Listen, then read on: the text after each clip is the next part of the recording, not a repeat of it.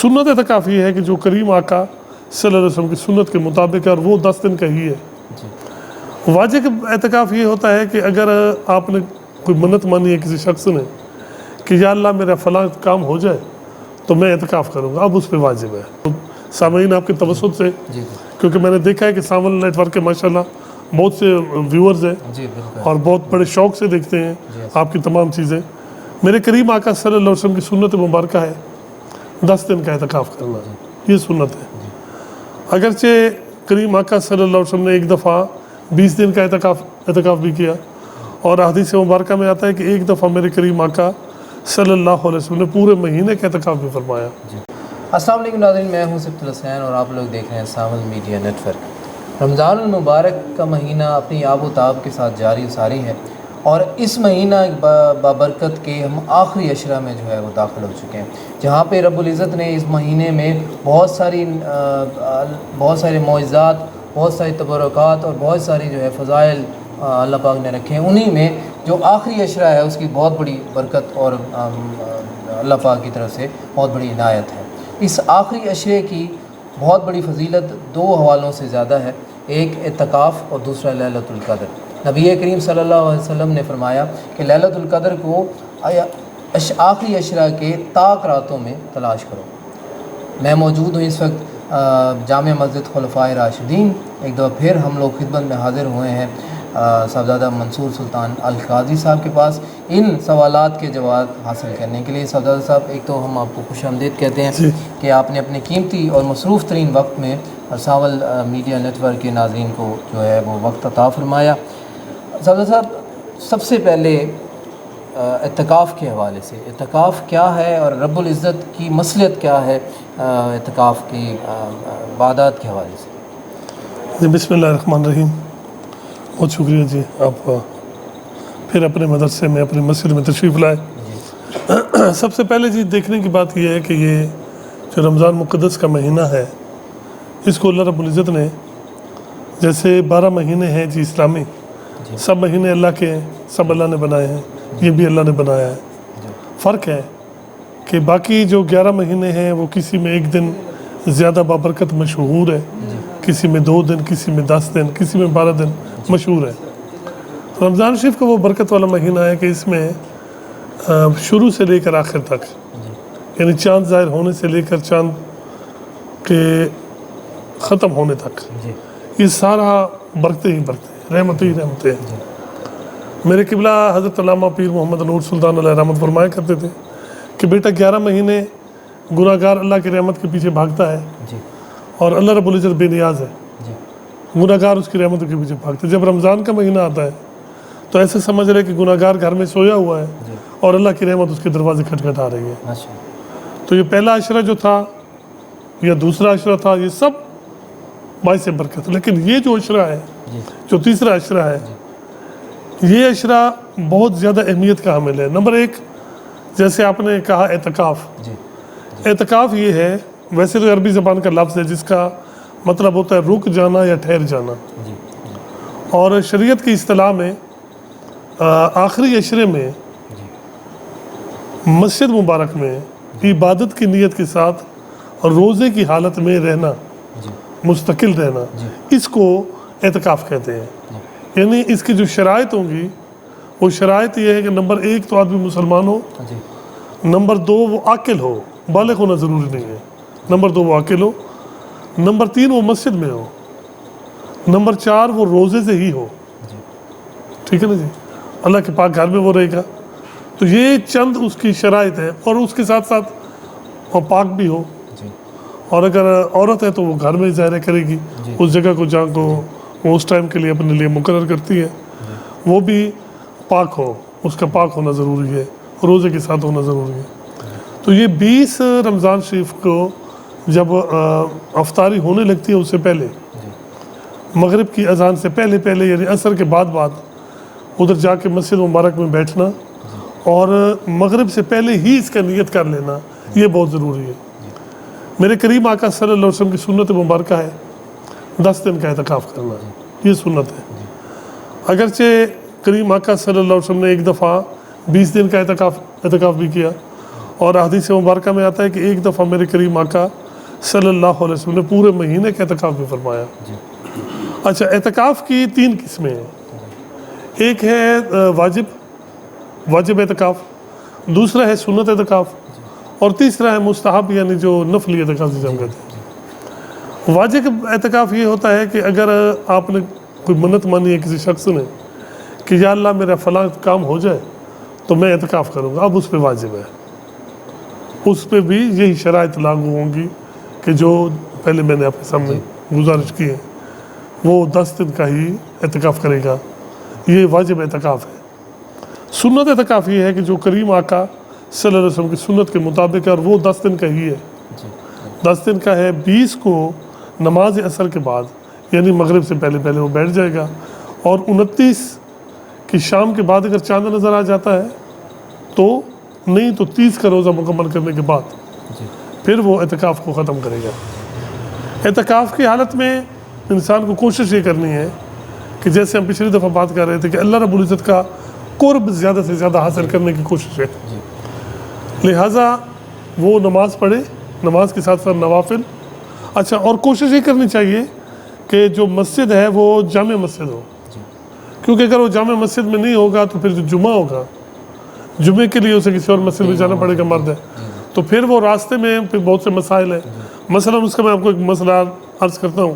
مسئلے کا مسئلہ ہے، بات کی بات ہے کہ ایک آدمی جا رہا ہے، اس کا اعتکاف ہے اور وہ جا رہا ہے جمعہ نماز پڑھنے کے لیے یا کسی کی بیمار پرسی کرنے کے لیے، جو کہ اس نے پہلے نیت میں یہ کہا ہوا تھا کہ یا اللہ میں یہ جو ہے یہ میرے اوپر مطلب کیونکہ میری مجبوری ہے وہ ادھر میں نے جانا ہوگا، تو بیمار پرسی کے لیے وہ جا رہا ہے. راستے میں کسی شخص نے اسے روک دیا، اس نے اس کے پیسے دینے تھے تو وہ اسے کہتا ہے کہ جی وہ یار تو نے میرے پیسے دینے تو وہ کیا کر رہا ہے. اب اگر تو یہ چلتے چلتے اسے بات کرتا ہے، یہ بڑی اہم چیز ہے. اور جو سامعین آپ کے توسط سے، کیونکہ میں نے دیکھا ہے کہ ساول نیٹ ورک کے ماشاءاللہ بہت سے ویورز ہیں اور بہت بڑے شوق سے دیکھتے ہیں آپ کی تمام چیزیں، تو یہ اس حوالے سے پھر میرے بھائی میری بہنیں بالخصوص دیکھیں گی کہ وہ جو آدمی مسجد سے گیا ہے باہر اس نیت سے کہ دوسری مسجد میں جا کے وہ جمعہ ادا کرے گا، اور راستے میں اسے کسی نے کہا کہ یار تو نے تو میرے پیسے دینے تھے، تو نے تو میرے یہ کرنا تھا وہ کرنا تھا، کب دے گا. اب اسے حق ہے کہ یا تو چلتے چلتے بات کر لے اس کے ساتھ، یا اسے کہے کہ یار میں اعتکاف ہوں تو مسجد میں آ جا. اب اگر 1 منٹ کے لیے بھی وہ رکتا ہے، ایک رک گیا تو پھر اس کا جو ہے اعتکاف وہ ٹوٹ جائے گا. ٹھیک ہے. اعتکاف میں کوئی ایسی بات نہیں کرنی چاہیے کہ جو خالصتاً دنیا داری کی باتیں ہیں، بالخصوص وہ باتیں کہ جو شریعت مبارکہ میں منع کی گئی ہے.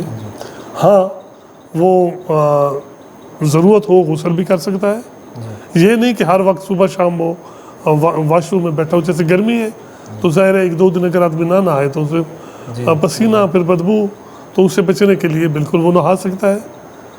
وہ تیل شیل لگا سکتا ہے، کوئی کریم وغیرہ وہ لگانا چاہتے ہیں وہ لگا سکتے ہیں، تیل لگا سکتے ہیں، خوشبو لگا سکتے ہیں، چاہے مرد ہے چاہے عورت ہے. اس حد تک کہ اگر کوئی شخص کاروبار بزنس مین ہے اور اس کا کسی کے ساتھ لین دین ہے اور وہ آدمی اسے کوئی چیز خریدنا چاہ رہا ہے یا وہ اس پہ کچھ بیچنا چاہ رہا ہے تو وہ اس کے ساتھ بات بھی کر سکتا ہے. یہ بالکل منع نہیں ہے جیسے ہمارے بعض لوگ بہت ریسٹرکٹ ہوتے ہیں. ہاں حد الوسع کوشش کریں کہ خام خواہ کی دنیاوی باتیں نہ ہوں، لیکن اس کا بزنس ہے، اس نے اپنے بزنس کو چلانا ہے تو وہ یہ کر سکتا ہے. تو میں عرض کر رہا تھا کہ نبی کریم صلی اللہ علیہ وسلم نے 10 دن کا جو ہے نا وہ اعتکاف مبارک کیا، اور یہ آپ کی سنت مبارکہ ہے. خام خواہ مسجد سے باہر نہیں جانا چاہیے. اچھا، تیسری جو اس کی قسم ہے وہ ہے نفلی اعتکاف. نفلی اعتکاف وہ جیسے لوگ کہتے ہیں مجھے میں 3 دن کے کر رہا ہوں، آپ نے اکثر سنا ہوگا 27 کو وہ بیٹھتے ہیں، 26 کو پتہ نہیں، کہیں 1 دن کے کرتا ہے. یہ 1 گھنٹے کا بھی ہوتا ہے، یہ 1 منٹ کا بھی ہے. آپ یہ کر سکتے ہیں کہ آپ مسجد مبارک میں داخل ہوئے، آپ نے نیت کر لی اعتکاف کی، ایک دروازے سے آپ اندر گئے دوسرے سے نکل آئے، تو وہ جو لمحات آپ نے ادھر گزارے وہ آپ کے اعتکاف میں شمار ہو جائیں گے. تو یہ جو ہے یہ نفلی اعتکاف ہے. تو سنت اعتکاف جو ہے وہ کریم آقا صلی اللہ علیہ وسلم نے جو طریقہ کیا وہ 10 دن کا. اب کریم آقا، ابھی ایک حدیث مبارکہ میں پڑھ رہا تھا، کریم آقا صلی اللہ علیہ وسلم نے اعتکاف کیا 10 دن، پہلے 10 دن اور تھا مقصد کیا تھا کہ لیلۃ القدر کو تلاش کیا جائے، جی کیونکہ اس میں تو کوئی شک نہیں ہے کہ قرآن شریف رمضان شریف میں ہی نازل ہوا ہے، بے شک ٹھیک ہے نا، اس میں تو کوئی دوسری رائے نہیں ہے، اور یہ اللہ کے قرآن خود بھی فرما رہا ہے کہ شہر رمضان الذی انزل فیہ القرآن، یہ تو بالکل اپنی جگہ پہ بات ہے۔ اب وہ رات کون سی ہے کہ جس کے بارے میں فرمایا انا انزلناہ فی لیلۃ القدر، جی کہ ہم نے نازل کیا، اور یہاں نازل قرآن کو نازل کیا، بے شک ہم نے اسے قدر والی رات میں نازل فرمایا۔ وہ رات کون سی ہے؟ کریم آقا صلی اللہ علیہ وسلم نے فرمایا کہ میں نے 10 دن پہلے لگائے، اس میں وہ رات نہیں ملی، پھر اگلے 10 دن پھر میں نے اعتکاف کیا، پھر وہ رات نہیں ملی، پھر اگلے 10 دن میں نے اعتکاف کیا تو مجھے رات مل گئی، جی اور مجھے پتہ چل گیا کہ فلاں رات جو ہے وہ ہے کہ جو لیلۃ القدر۔ قدر اس لیے کہتے ہیں کہ جو آدمی اس رات میں عبادت کر لیتا ہے اللہ پاک اسے بہت قدر، بہت منزلت اور فضیلت عطا فرما دیتا ہے، اس لیے بھی یہ قدر ہے۔ شاید اس لیے بھی قدر ہے کہ اس رات میں بہت زیادہ عبادتیں کی جاتی ہیں، شاید اس لیے بھی قدر ہے کہ اللہ کے فرشتے اتنی تعداد میں زمین پہ اس رات آتے ہیں کہ زمین پہ جگہ کم پڑ جاتی ہے، اور وہ ان لوگوں سے مسافہ کرتے ہیں کہ جو لوگ جو لوگ عبادت کر رہے ہوتے ہیں، اعتکاف میں بھی یقیناً، تو جو لوگ اعتکاف کر رہے ہوتے ہیں۔ اب نبی کریم صلی اللہ علیہ وسلم نے فرمایا کہ وہ آخری عشرہ تھا کہ مجھے وہ رات مل گئی۔ اب اس سال، اب یہاں پہ سمجھنے کی بات ہے کہ اس سال نبی کریم صلی اللہ علیہ وسلم کو یہ پتہ تھا کہ کس رات کو وہ ہے۔ اگلے سال جب صحابہ کرام نے ان سے پوچھا اگلے سال، تو اللہ رب العزت نے ان کے دل سے یہ بات اٹھا لی۔ اب یہاں پہ بڑے مزے کی بات ہے، اللہ رب العزت نے ان کے دل سے یہ بات اٹھا لی کہ سرکار مجھے فرمایا کہ بھئی آخری 10 راتوں میں ہے، اور ہے بھی طاق راتوں میں۔ جی جی اس کی وجہ کیا تھی؟ اس کی وجہ کیا تھی کہ وہ کیوں اللہ رب العزت نے سرکار کے دل سے بات اٹھا؟ دیکھیں، وہ رات جس کو مل جائے وہ تو بہت خوش نصیب ہو جائے، اور جو نیکی کر لے تو اس کی وہ فرمایا نا کہ اس رات کی جو عبادت ہے وہ 1000 مہینوں کی عبادت سے بہتر ہے۔ ماشاءاللہ ماشاءاللہ، لیلۃ القدر خیر من الف شہر، کہ یہ 1000 مہینے کی گویا عبادت سے اس ایک رات کی عبادت زیادہ بہتر، اور اس کی بھی جو وجہ ہے میں وہ بعد میں عرض کرتا ہوں۔ اب جو یہ لے لے اس کی تو شان بڑی بڑھ جائے، جو عبادت کر لے، اور جو اس میں گناہ گار ہو جائے تو پھر اب ایک بندے کو پتہ بھی ہے کہ یہی رات ہے، اور پھر بھی وہ نیکی نہ کرے اور گناہ بھی الٹا کر بیٹھے تو پھر اس پہ کتنی سختی ہوگی۔ بالکل ایسے۔ تو اللہ رب العزت اور اللہ کے محبوب وہ سرکار کو اپنی امت بہت پیاری ہے، تو کیونکہ سرکار کو پیاری ہے تو اللہ کو بھی پیاری ہے۔ اب اللہ رب العزت نے کیا کیا کہ کریم آقا صلی اللہ علیہ وسلم کے دل سے یہ بات اٹھا لی۔ اس کی وجہ کیا تھی کہ اگر کریم آقا صلی اللہ علیہ وسلم اس ٹائم بتا دے، لوگوں کو بتا دے، اور پھر بھی کوئی بیچارہ عبادت نہ کر سکے اور وہ گناہ گار مزید گناہ گار ہو جائے، تو سرکار کریم صلی اللہ علیہ وسلم کی رحمت پہ پھر حرف آتا ہے۔ اگر کریم آقا صلی اللہ علیہ وسلم بتا دیں اور لوگ اس پہ عمل نہ کریں تو پھر وہ تو بیچارہ محروم رہ گیا۔ تو اس لیے میرے کریم آقا صلی اللہ علیہ وسلم نے اس کو نہیں بتایا، تاکہ وہ جو گناہ گار ہے اگر وہ گناہ میں رہتا بھی ہے تو کم از کم یہ تو وہ کہنے کا حق حاصل رکھتا ہے کہ اے مالک مجھے کیا پتہ ہے کہ وہ کون سی رات تھی، تو مجھے اس بارے میں معلوم نہیں ہے۔ تو یہ اعتکاف جو ہے، یہ جو رات ہے، جو میں اس رات کی بات کر رہا تھا، یہ بہت بڑی رات ہے۔ ہوا یہ تھا کہ نبی کریم صلی اللہ علیہ وسلم کے سامنے جب یہ بات آئی کہ بنی اسرائیل کے کچھ لوگ ایسے تھے کہ جنہوں نے 80 سال تک بے ریا عبادت کی، بلکہ کئی کا ذکر تو آیا کہ کئی 100 سال تک۔ تو میرے کریم آقا صلی اللہ علیہ وسلم کے قلب اطہر پہ گراں گزری کہ یا اللہ، میری امت کے لوگوں کی تو اتنی عمریں نہیں ہیں، تو ان کی تو عمریں لمبی تھی، یہ تو 60 سال 65 سال، اس دور میں یہ ایوریج چل رہی تھی، جیسے آپ 45-48 سال کی ایوریج پاکستان میں چل رہی ہے۔ تو یا اللہ، وہ پھر میری امت اجر میں پیچھے رہ جائے گی۔ تو اللہ رب العزت نے فرمایا نہیں، اے محبوب تو بھی ان کے اندر ہو اور یہ اجر میں پیچھے رہ جائے نہیں۔ اب دیکھیں نا، ہم یہاں پہ ایک نماز پڑھتے ہیں، ایک ہے، لیکن اگر ہم کریم آقا صلی اللہ علیہ وسلم کی پاک مسجد میں جا کے نماز پڑھیں تو نماز ایک پڑھے ثواب 50,000 کا۔ ہم جا کے کعبہ شریف کے سامنے نماز پڑھیں مسجد حرام میں تو نماز ایک ثواب 1,00,000 کا۔ تو اسی طرح اس رات کے متعلق فرمایا کہ اے میرے محبوب تم پریشان مت ہو، اپنے امتیوں سے کہے کہ اتنا کر لیں کہ رمضان کے آخری عشرے میں اور وہ بھی طاق راتوں میں خوب عبادت کریں، تاکہ انہیں وہ رات مل جائے کہ اس ایک رات کی عبادت 80 یعنی یہ کتنے 86 سال کے قریب مل بنتا ہے, ٹھیک ہے نا, اگر اس کو 12 پہ تقسیم کریں تو 1006 مہینے, 84 سال 6 مہینے یا 86 سال 4 مہینے ایسے ہی ہے. بارہ تو وہ جو ہے 1000 مہینوں کی عبادت سے بڑھ کے ہے. یہ نہیں فرمایا کہ اس کے برابر ہے, یعنی وہ جو 80 سال کی ان کی عبادات تھی ان کا اجر ان کو اپنی جگہ پہ ملے گا, اور ہم یہ تھوڑی سی اگر یہ کر لیں تو اس کا ہمیں اجر بہت زیادہ ہے. ساتھ ساتھ میں تھوڑے سے اس بات کو آگے لے کے جاتا ہوں کہ ایک خاص عبادت جو بتائی گئی ہے بالخصوص حضرت عباس رضی اللہ عنہ روایت فرماتے ہیں, کریم آقا صلی اللہ علیہ وسلم کے چچا ہیں جی, کہ میرے کریم آقا صلی اللہ علیہ وسلم نے فرمایا کہ ایک نماز ہے, جبرائیل میرے پاس آئے, مجھے کہا ہے کہ یہ نماز اپنے امتیوں سے کہیں کہ روزانہ پڑھیں, اگر روز نہ پڑھ سکیں تو ہفتے میں ایک دفعہ ضرور پڑھیں, اگر ہفتے میں بھی نہ پڑھ سکیں تو مہینے میں ایک دفعہ ضرور پڑھ لیں, اگر مہینے میں نہیں تو سال میں ایک دفعہ ضرور پڑھ لیں, اور سال میں نہیں تو فرمایا عمر میں ایک دفعہ تو ضرور پڑھ لیں.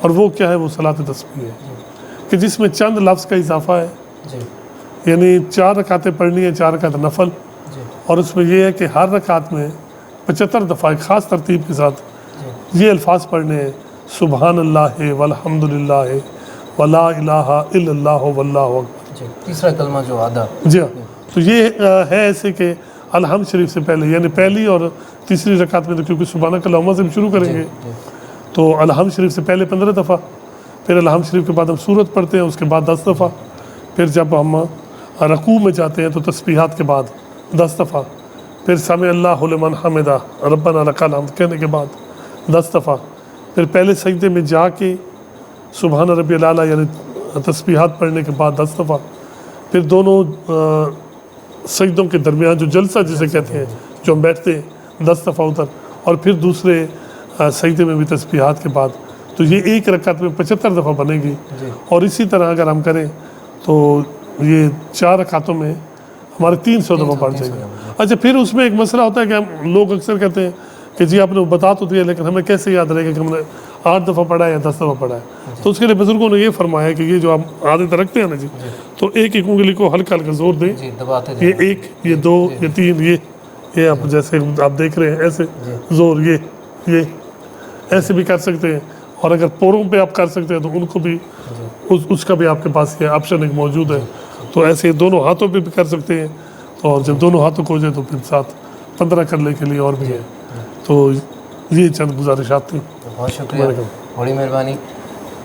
اللہ رب العزت نے قرآن مجید میں ماہ مقدس کے بارے میں بہت سارے ارشادات جو ہیں فرمائے, ان میں سے جیسے سردار صاحب فرما رہے تھے لیلۃ القدر کے حوالے سے بھی ہیں, اور ماہ مقدس کے باقی عبادات جو ہیں ان کے بارے میں.